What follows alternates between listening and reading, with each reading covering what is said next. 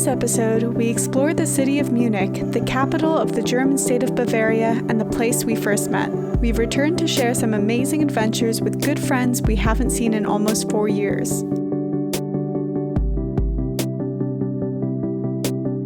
As an ex-tour guide of Munich, I host an historic journey through the city centre, learning about its foundations in the Middle Ages, to the darker history leading up to the Second World War, and its recovery afterwards, becoming one of the brightest and most prosperous cities in Europe.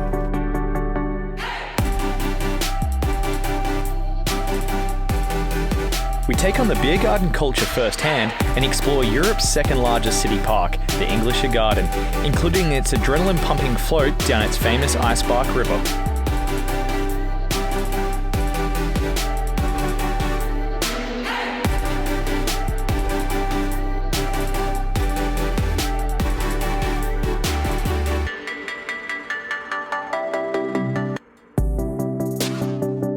We journey north to the city of Nuremberg, where we wander through its medieval town centre with its towering cathedrals and fortified castle.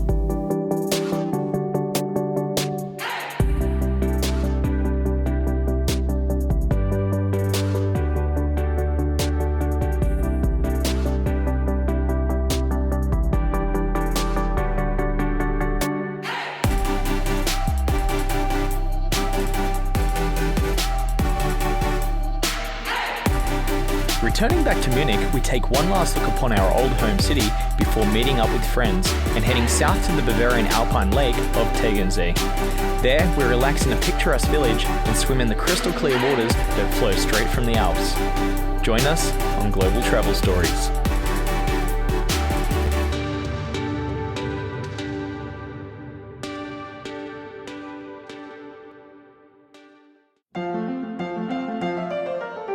Prost.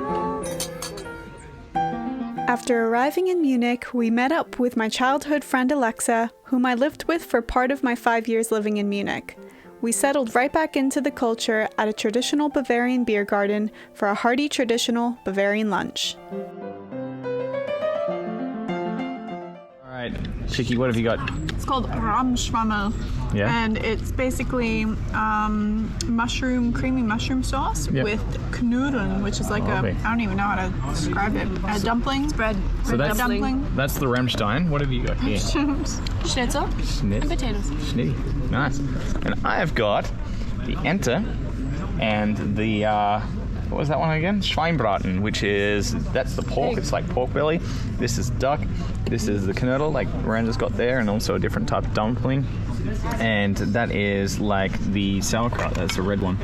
So we are just finishing up at the Perlacher Hof. It's a beer garden here in this part of Munich. We'll learn a little bit more about the beer garden culture on Sunday in a couple of days' time. We've got Alexa with us. Say hi, Alexa. Hi. There you go. Cool.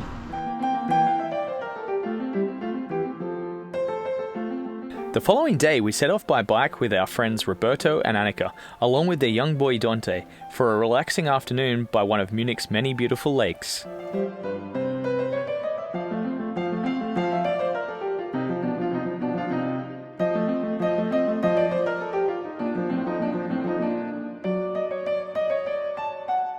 Grilling is a big part of Bavarian summer culture and takes place in just about every park, river, or lake in the region when the weather is good. Alrighty, so this is the result of the grill.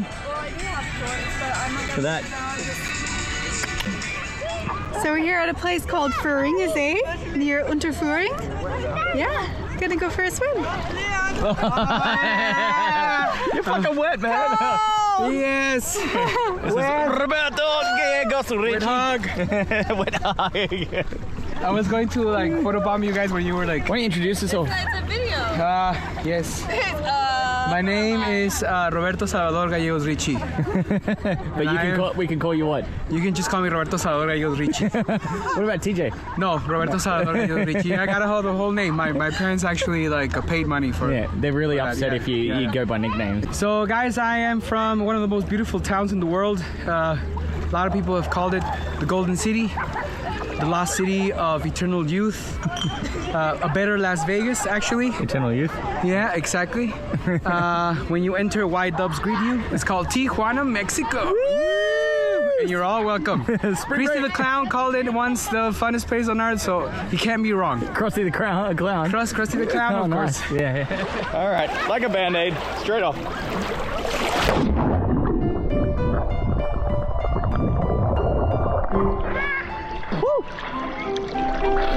Yeah. We were joined by my friend Felix, who made the long journey from Karlsruhe by train to visit us. Hey, so we got Mr. Felix Asmus here. Come all the way from Karlsruhe. Tell us about your train trip.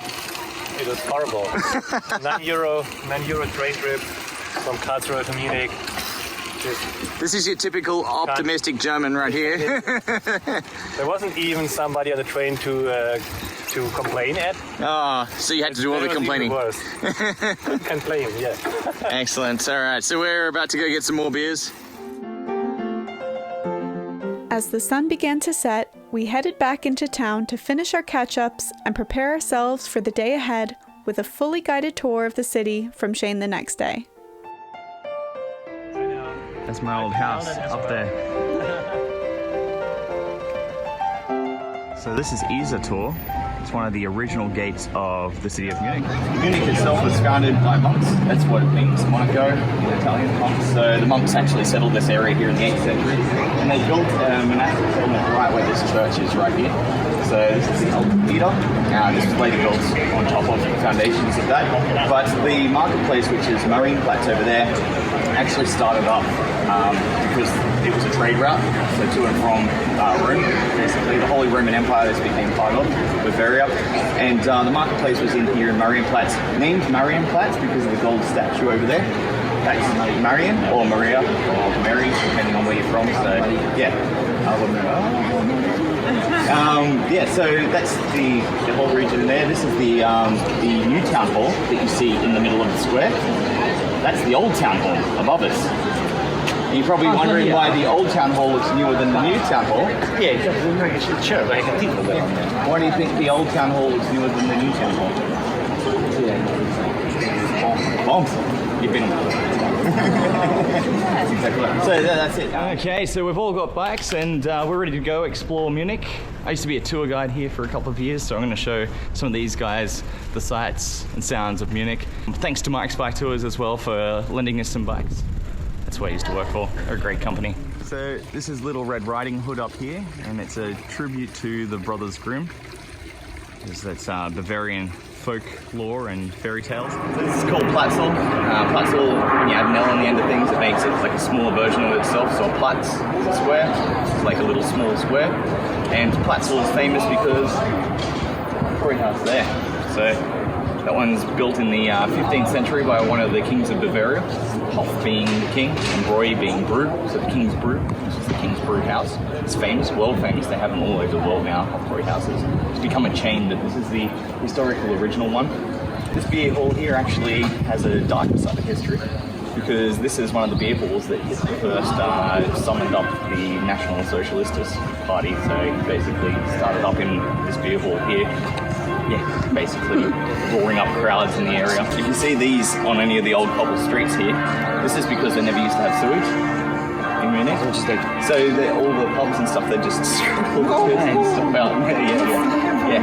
And that's medieval cities. That's what they used to do back in the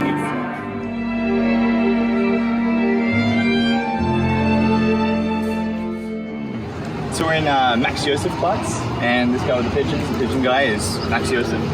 He was one of the kings of Bavaria. He was part of the Wittelsbach family, which was the dynasty that ruled up until the end of the rule of Bavaria during the Franco-Prussian War in the 1800s. But he actually signed a deal with Napoleon back in the early 1700s, and he actually wed his daughter to Napoleon's as his stepson, and that's how he became the king of Bavaria. And all the kings of Bavaria lived in this palace over here.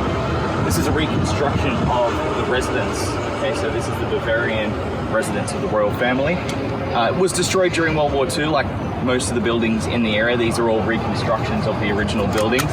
And now it's actually one of the best museums in Munich. It's a Royal Palace Museum, which is cool. It has all their old artifacts and things that were hidden by the Nazis before the war, and they were able to restore them all back in there. And of course, behind us here we have the Opera House.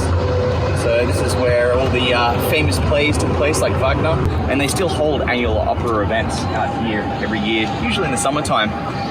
And this street here is Maximilianstrasse. So named after a different king of Bavaria, not this Max. He was the first king of Bavaria, but the second Maximilian. So that was this street here, and this is kind of got all your high-end shops like your Gucci, your Prada, your Chanel, your Louis Vuitton, all that sort of stuff.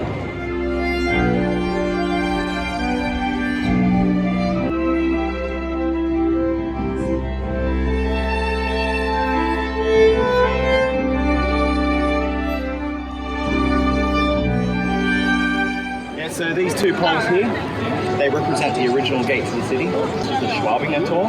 We had 4 different gates to Munich back in medieval times. It's like a walled medieval city. This is Odeonsplatz, this area here. So this is one of the main sort of squares in Munich. They always hold like street festivals and stuff like this in the summertime. This is the field marshal Tor right here. So dedicated to some of the different field marshals here. So this is the Count of Tilly. This guy over here, involved in the 30 Years War.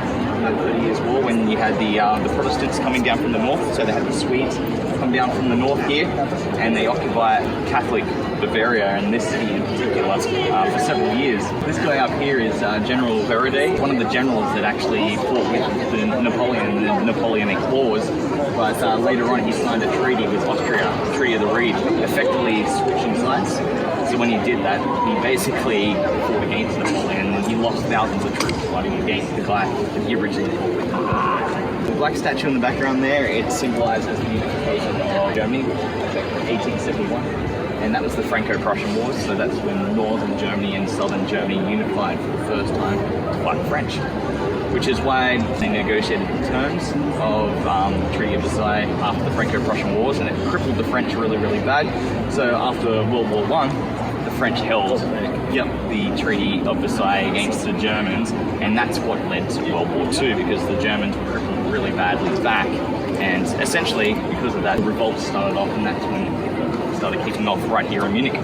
So remember that little gold strip, that little alleyway that you saw down there with the gold strip? That was one of Hitler's early revolts. He led them down right through here to form a revolt against the police station that was down this road here. There was a big fight here and several men died. Hitler was injured and then he had to go to prison. He was arrested and went to prison. So when the Nazis finally did take over, they actually put a big memorial here. The Nazis put a memorial on the side to the men that died in the standoff in the revolt. So every time people went past, they had to go and give the salute. You notice they go up like this, not up high, because it's actually illegal to give the proper Nazi salute in Germany. People have been arrested for it here, so you can't do that, obviously. Not that you're going to. Look at you. Troublemaker. But yeah, so what that gold strip was is a memorial for the people who would actually go around and they would take this alleyway in the back and they wouldn't go past the Nazi thing. So they didn't have to salute. Secret police soon caught on to that. Basically capture the people that were dodging the alley, the memorial, using that alley, and then take them to Dachau, which was the first concentration camp in Germany. So they call it Schurker's Alley, and it's a memorial to those people that stood up against the Nazi regime and refused to give the salute. So pretty dark. But there's an interesting thing, if you look at the lion's mouth, see how one lion's got its mouth open and the other lion has its mouth closed. The lion with mouth open is looking at the royal palace. Okay, so he's saying you can talk back to the world, you can speak up. It's part of the policy here in Munich. If you have an issue with the world, you can speak up against the church. This one's looking at the church. Yeah, you don't speak up against the church. This is the Tiana Kirche, which is a Baroque-style church, but it was actually built well after the Baroque period because it's quite a long time to build. And it's also called the Black Church because all the interior is beautiful and white.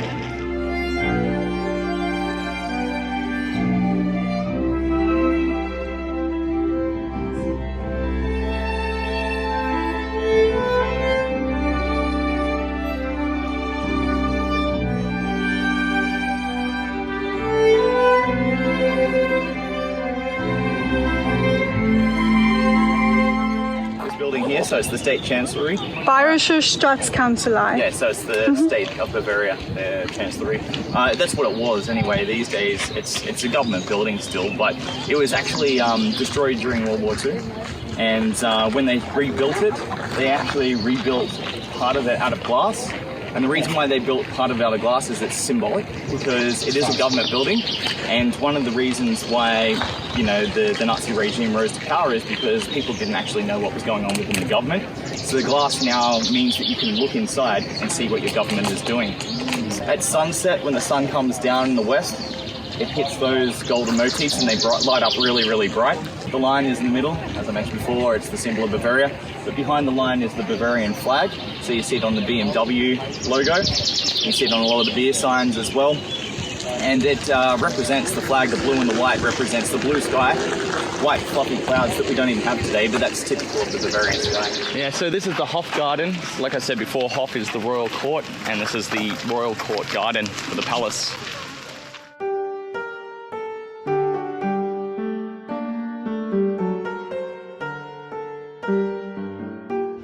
Yeah, you see on the other side the eternal flame there?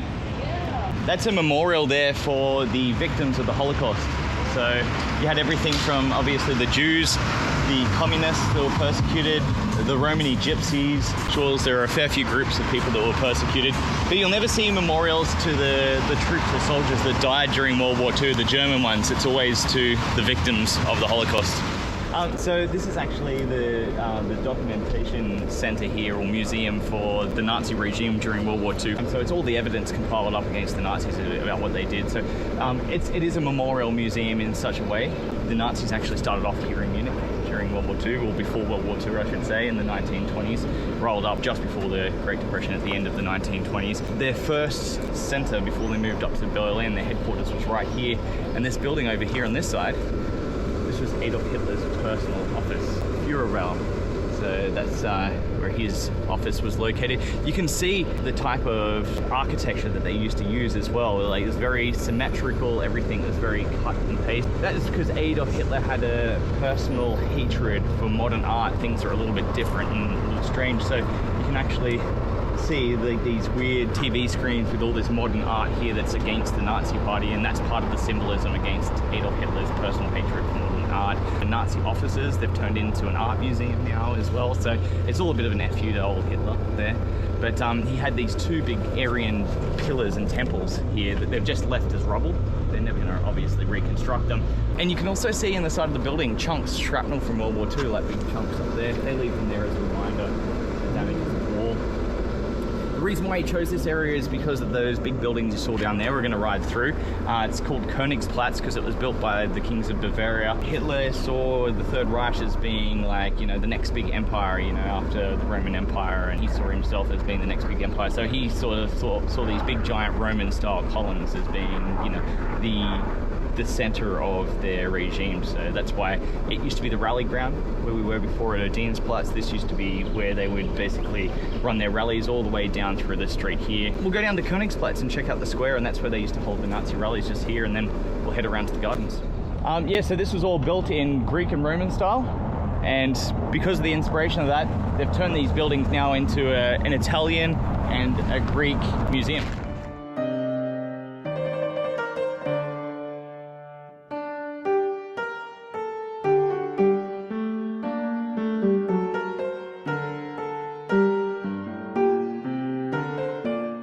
Where are we, Chicky? We're at Ludwig Maximilian Universität, where I studied for a year in German, a subject called Betriebswirtschaftslehre, which means business. Cool. And what can you tell us about this university? It is absolutely stunning. It's beautiful, got so much history to it. Yep. It was just a lovely place to study. Tuition free. I just had to pay for books, which I got back when I submitted my taxes. And that's pretty standard in Germany, isn't it? Yep, absolutely. Tuition free schools, unless you're going to some private school, but it's still nowhere near as expensive as in other places in the world. So. Do you know much about the history of this university? Yes, this is where the White Rose movement took place. Weiße Rose? Weiße Rose, genau. What do you know much about them? Well, I know that they went to university here and then teamed up with a professor, started handing out flyers against the Nazis. Yep. Got paid the ultimate price for it, unfortunately. Do you remember the names of the siblings? Yeah, Sophia Scholl. Yep. And Hans Scholl. And do you know the name of this Platz that we're in right now? I actually completely forget the name of this crust, but it's called... the Geschwister Schollplatz. Yeah, Geschwister Schollplatz, genau. Yeah. So that's for the siblings that unfortunately died due to their rebellion against the Nazis that went here to this university. So they were running a covert operation, essentially handing out flyers in the streets, giving them out to a lot of the locals and slipping them under doors, basically trying to rise up against the Nazi regime during that time. And then, as Miranda said, the siblings plus a couple of other friends and the professor were found guilty, and unfortunately they were some of the victims of the Nazi regime. So yeah, there's a couple of memorials for them. Do you guys want to see the memorials?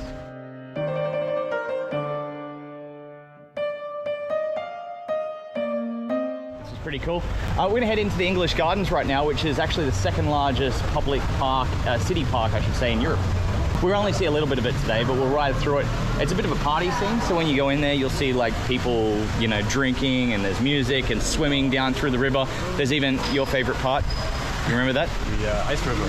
No, the nudists. It's usually old people. They're never young. Oh my God. And what's the best guy to look out for there? The Robocock. Robocock. Too much radium. Too much radium. We have some theories about what happened to Robocock.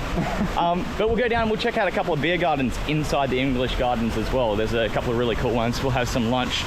I'll also point out when we go past, there's a big sort of archway, right? A victory arch, and that was for the victory of the Franco-Prussian War. But it was destroyed during World War II, and when they rebuilt it, it's become the Peace Arch. So now it talks about peace on top. So yeah, it says we're now at peace.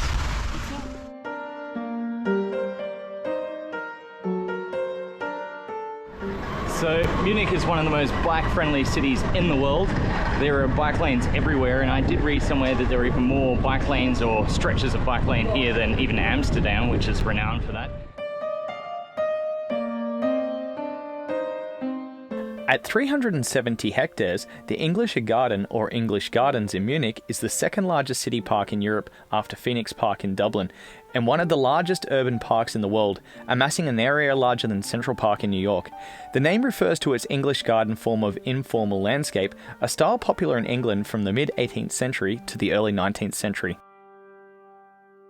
The park has 3 major traditional beer gardens. We explore the most popular 2. So the first beer garden we're going to is called the Z House, which is the lake house. And we're going to stop there and get Weiss beer, which is your wheat beer. It's said to have electrolytes, great for a bike riding day, and also some snacks as well.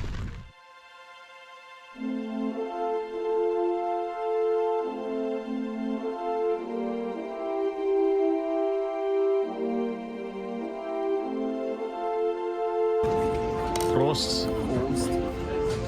Guys, this is what you call a Bavarian feast. You're gonna have the spare ribs. Oh my God. And this one here is the Harvest Händel, and the Käse Spätzle, which is like a cheesy pasta.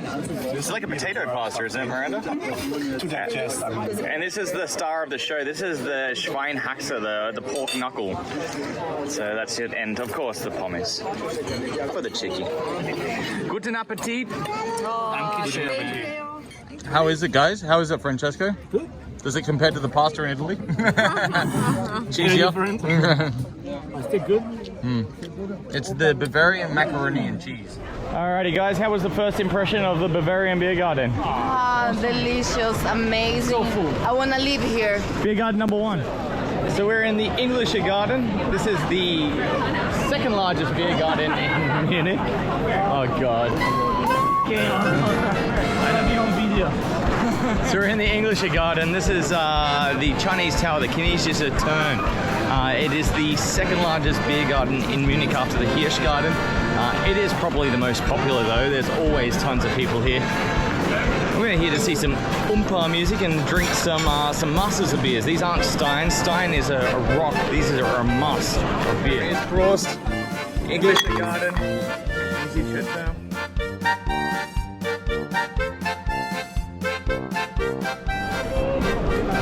Yes, the chariot, the Roman chariot. I will follow you, Shane. Helping me get rid of the worm. Despite being many hundreds of kilometers from the nearest ocean, Munich has a reputation as a surfing hotspot, offering one of Europe's best waves. The Bavarian capital is the birthplace of river surfing on a stationary wave since the early 1970s. Further along the Eisbach, the public can be seen daringly floating along the high-speed 2-kilometer-long river, only for the brave. So this is known as the Eisbach float. It is a ritual here in Munich. Eisbach. I don't like the name. Ice is cold, and Bach is like a stream. All right. How do you go? Yeah, we're all like we keep going. You follow me. We're going as far as we can. 1, 2,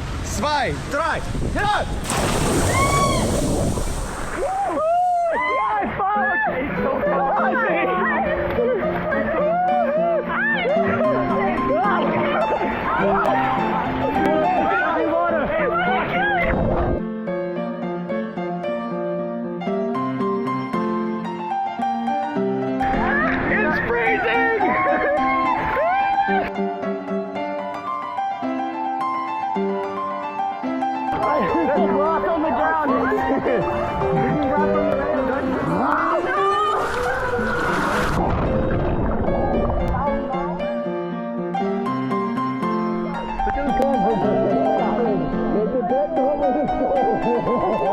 I took Miranda down the Eisbach on one of our early dates 5 years prior, and somehow we are still together.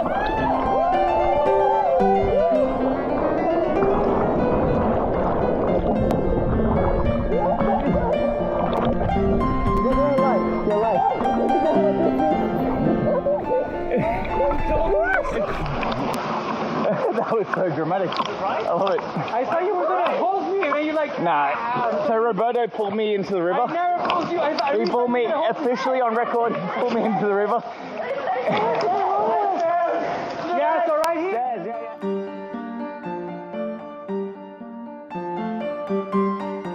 That was pretty awesome.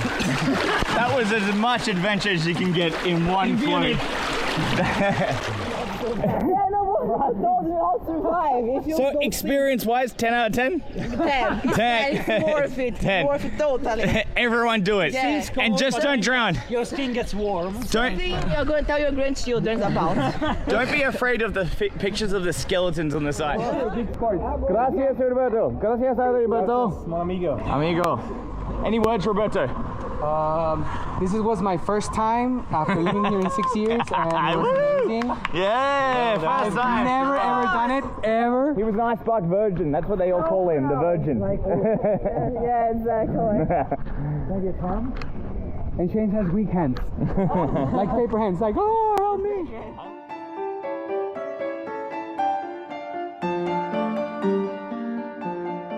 The vibrant atmosphere of the English gardens are an absolute highlight of any visit to Munich. The following day, we journey north to the Bavarian city of Nuremberg in the Franconia region of the state, where we catch up with an old friend.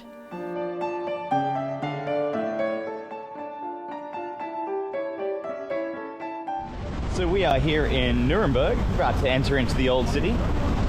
Got a day here in Nuremberg, staying here the night.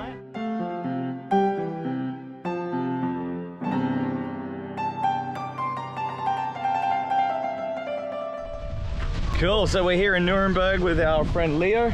Yeah. I met Leo, God, how many years ago was it now? It's about 6 years? I think so, yeah. 6 years ago in Cuba, of all places. And yeah, we've hung out like many times when I lived here in Germany ever since. So we've kept in contact for the last 6 years, which is really cool. And we're just going for a nice walk. Where are we right now? What's the waterfront? That's the Verda Lake. There you go, the Verda Lake. Is that right? That's the one. Unfortunately, Leo was not available to spend more time with us in Nuremberg, but we are looking forward to catching up with him and his partner Marie next time. Alrighty, so we're about to walk through Nuremberg, and Nuremberg is the official capital, I should say, of Franconia, which is a region within Bavaria, and Bavaria is the state, of course, of Germany that we are in. Munich being the capital, so this is actually the second largest city, and it's an old medieval city dating back to the 11th century. This is my third or fourth time here in Nuremberg. How many times have you been here before, Miranda? This one's my fifth. And once we came here during the Christmas festival, and they have some of the best sort of Christmas set up anywhere in Europe. I think it's one of the biggest ones anyway, so they have huge celebrations for Christmas here. if anyone's traveling during the Christmas period, highly recommend coming to Nuremberg and checking out the Christmas markets that they have here. It's absolutely amazing. But obviously summertime, we don't have Christmas, so we're going to check out some of the old medieval city centre and also the castle itself.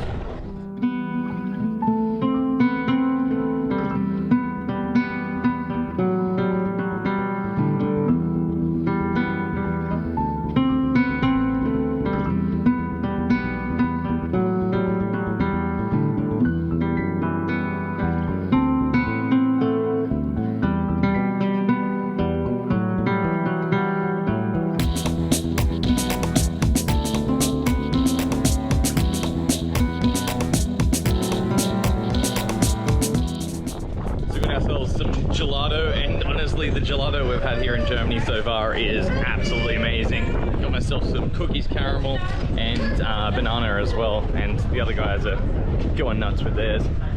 So this is the main market here in Nuremberg, and it's the Neumarkt. This is where they hold the Christmas markets during the Christmas time. It's one of the most beautiful squares in the city, if not the most beautiful square in the city, so go check it out.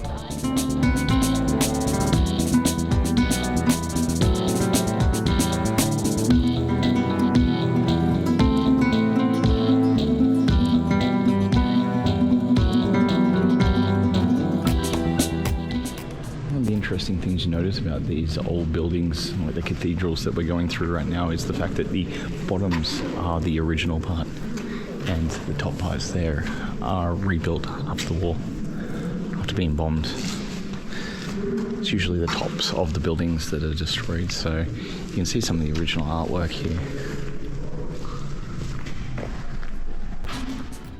The original construction of the St. Sebaldus Church started in 1225 and took about 50 years to complete, with later expansions in the 14th, 15th, and 17th centuries. The church was substantially damaged during World War II and reconstructed in 1957.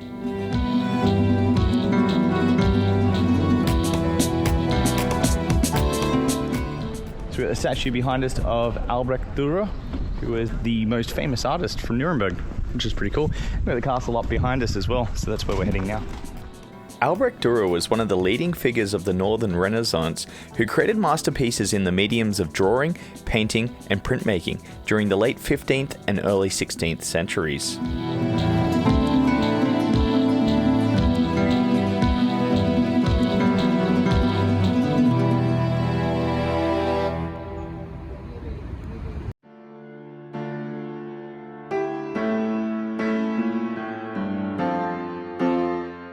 The Imperial Castle of Nuremberg is strategically situated atop a sandstone ridge. Fortified buildings were constructed on this site from about 1000 AD, with the first castle built in the 11th century and a new one completed in the 13th century. This was an important site during the Middle Ages, as German kings, which were essentially Holy Roman emperors, would travel from castle to castle as they didn't have a capital. Along with the city walls, it was considered one of Europe's most formidable fortifications.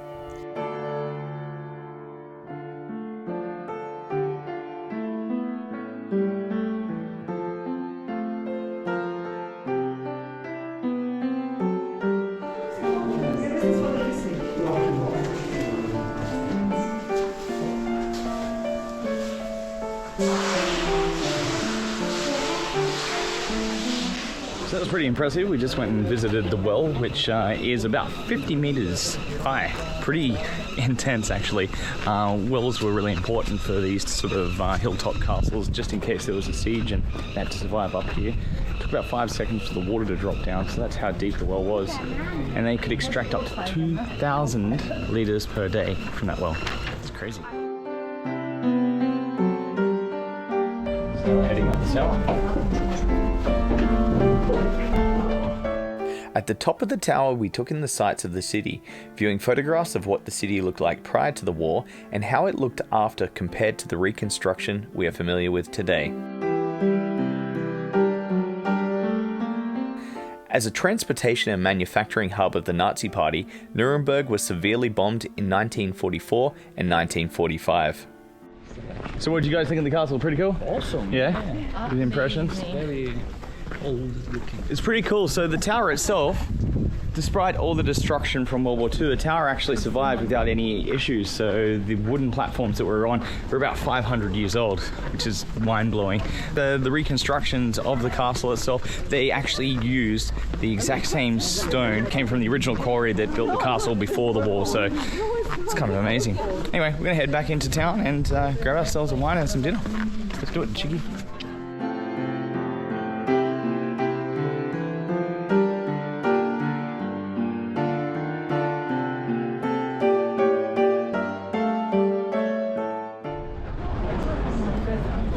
So we're going to the Waffenhof, which means, Chicky? Weapons court.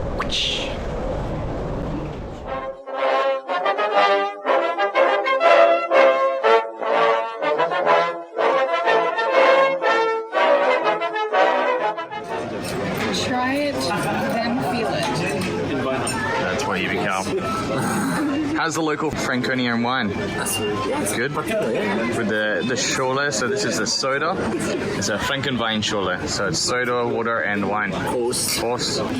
So this is a specialty to the region. These are the Franconian sausages on sauerkraut with broth or bread. Guten Appetit. Enjoy.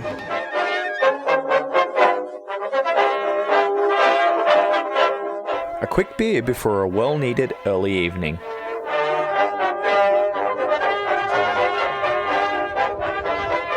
That's a pretty cool view.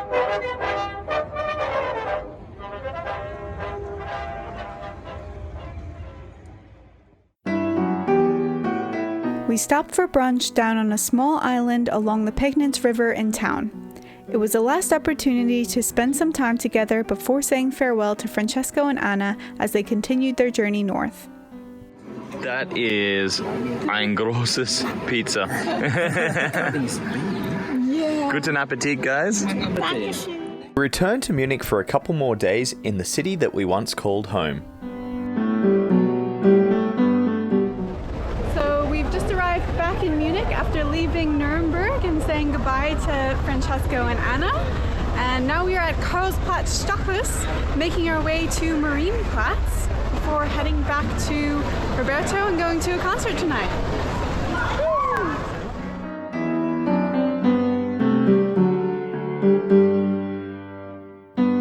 One last look upon the sights of Munich, including the iconic Frauenkirche or Church of Our Lady, the tallest permitted building in the city centre, along with the Neues Rathaus and its famous Glockenspiel, depicting the tale of a jousting match taking place during the wedding of a Bavarian king, and the Cooper's dance used in the 1500s to lure people out of their homes with beer during the Black Plague. Our final Bavarian adventure would take us to the alpine lake of Tegernsee with our friends Roberto, Annika, and young Dante.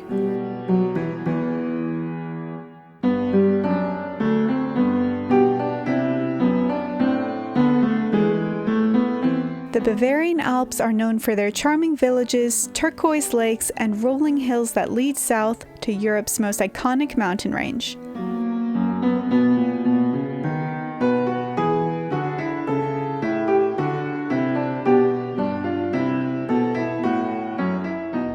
So we've just arrived here at Tegernsee, which is an alpine lake that sits at the foothill of the Bavarian Alps. Absolutely stunning day for it. It's supposed to reach about 28 degrees Celsius today, so we're probably going to go for a bit of a swim in this alpine lake here, brave the cold, and the most important thing we're going to start off with is lunch and a beer.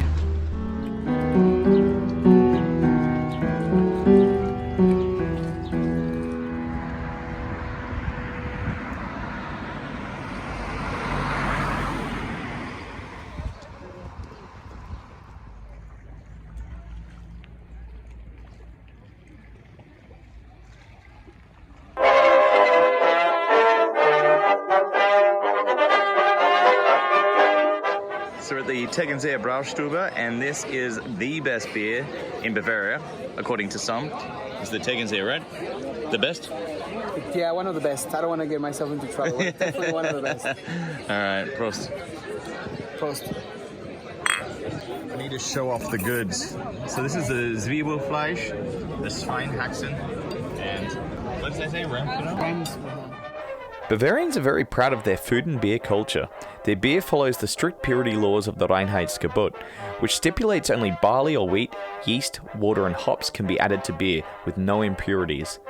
This beer culture is celebrated every year from mid-September to the first weekend in October in Munich during the world's largest folk and beer festival known as the Oktoberfest.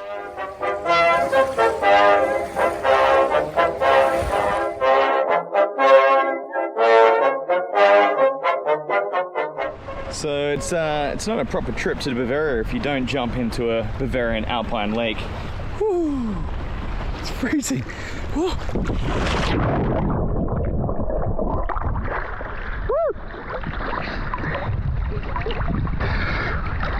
Yeah. Woo-hoo. As we leave this alpine paradise behind, not only do we reflect on the unique culture we have grown to love, but also the valued time we have spent with great friends we have made in these places over the years. Join us on our next episode as we say farewell to Europe, traveling to see my family for the first time in 4 years in the USA. Thank you for watching this video. If you enjoyed our content, please like and subscribe. And we'd love if you could leave us a comment letting us know what you've enjoyed or what you'd like to see more of. And help us grow our channel. Become part of the Global Travel Stories family by sharing with friends, family, or anyone you think would enjoy our content. Thanks, guys.